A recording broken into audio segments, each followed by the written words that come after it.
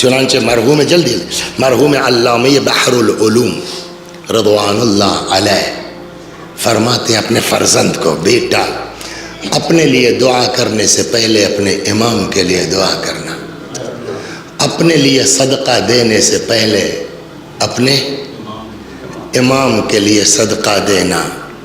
دنیا میں کوئی مصیبت تمہارے اوپر آئے اپنے امام سے فریاد کرنا۔ یاد ہے تم کو بیٹا جب تم کو نمونیا ہوا تھا بچپنے میں تو میں نے اسی امام سے تمہاری شفا حاصل کی تھی۔ پھر فرماتے ہیں مگر بیٹا بات کرنے کا سلیقہ ہونا چاہیے، مانگنے کا ہنر ہونا چاہیے۔ پھر مرحوم علامہ بحر العلوم نے اپنے بیٹے کو سکھایا اپنے آقا سے کیسے مانگو گے۔ یوسف کے بھائیوں نے لا کے یوسف کو کنویں میں ڈال دیا، اللہ نے نکالا، پھر بھاگ کے ہی سب آ گئے، ہمارا غلام ہے تم کہاں سے پا گئے؟ ہاں بہرحال وَشَرَوْهُ بِثَمَنٍ بَخْسٍ دَرَاهِمَ مَعْدُودَةٍ، 30 روپیہ میں بیچ دیا، بعض روایتوں میں 30 درہم کا لفظ ہے، بیچ دیا۔ اس کی وجہ سے غلام بنے رہے، ہے نا؟ پھر اسی سب بھائیوں کی وجہ سے ہو رہا ہے نا، جیل میں چلے گئے، 12-13 سال جیل میں رہے، پھر اللہ نے عزیز مصر بنا دیا۔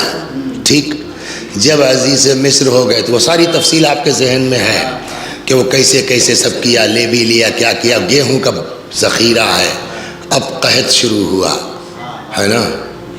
یہ جتنی مصیبتیں انہوں نے جھیلی کس کی وجہ سے؟ بھائیوں کی وجہ سے نا۔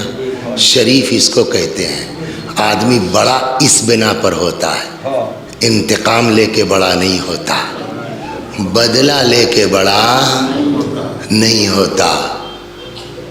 اب بیٹھے سوچ رہے ہیں کہ یار ہر طرف قحط ہے تو میرے گاؤں میں بھی ہوگا، پتہ نہیں میرے گھر والے کیا کھا رہے ہوں گے، کیسے رہ رہے ہوں گے، بھائیوں کا پتہ نہیں کیا حال ہوگا، ابا بوڑھے ہیں۔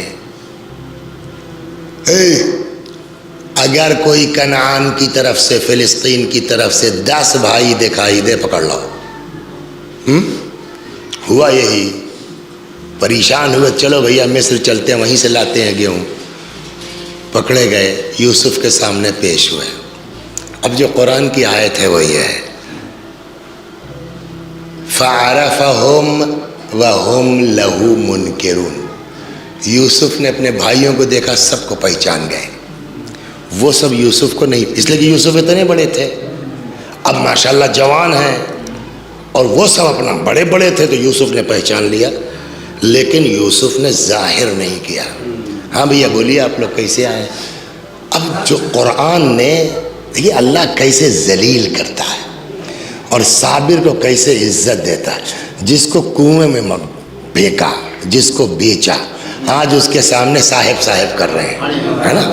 اور کیا سرکار، یا ایھا العزیز، یہ آیت ہے قرآن کی، مسنا واہلنا الضر وجئنا ببضاعۃ مزجاۃ فاوف لنا الکیل وتصدق علینا ان اللہ یجزی المتصدقین۔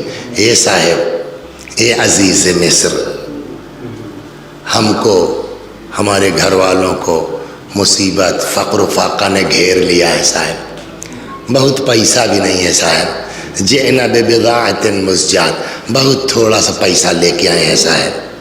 دوسرا ہوتا کہتا تم ہی لوگ تھے 30 روپے میں بیچا تھا ہم کو، یہی کہتا نا، آج بہت تھوڑا، مگر ظاہر نہیں ہونے دیا اپنے چہرے سے، جئنا ببضاعۃ مزجاۃ، صاحب بہت تنی میں پیسہ لے کے آئے ہیں صاحب، فاوف لنا الکیل، اس کے اوپر جو کچھ تول کے دے دے،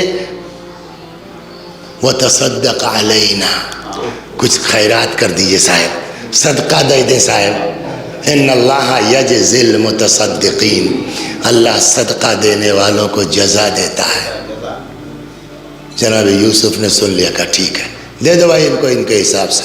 پھر نکروا کو بلایا، کہنا بے پیسہ واپس نہ دیے بری وامن کے، سمجھ گیا، فری میں دے دیا، کوئی دنیا میں کرے گا، مرحوم علامہ بحر العلوم اپنے فرزند کو کہتے ہیں بیٹا جب امام سے مانگنا ہو نا تو پہلے یہ آیت پڑھنا، اور یہاں عزیز کا مطلب اپنے دماغ میں یوسف نہیں، یوسف فاطمہ کو رکھنا، کہنا یا ایھا العزیز مسنا و اہلنا الضر، مولا آقا یا صاحب الزمان، اے عزیز فاطمہ، اے یوسف فاطمہ، ہم کو مصیبتوں نے گھیر لیا ہے۔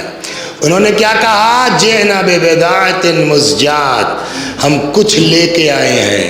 اس کی جگہ کہنا صاحب وہ یوسف کے بھائی تھے جن کے پاس کچھ تھا لے کے آئے، ہمارے پاس تو کچھ نہیں ہے مولا سوائے گناہ کے، ہمارے پاس کچھ نہیں ہے آقا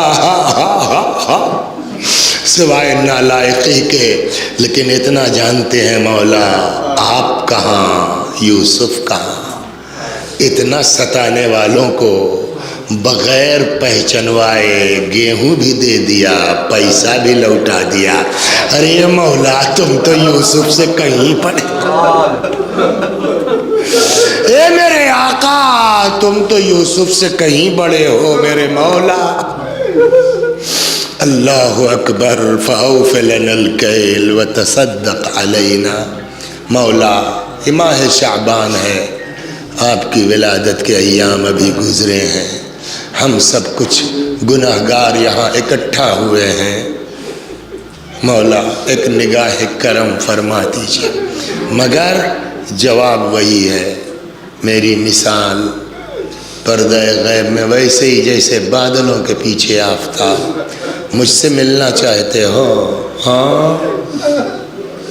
اپنے کو گناہ کے بادل سے اوپر اٹھاؤ،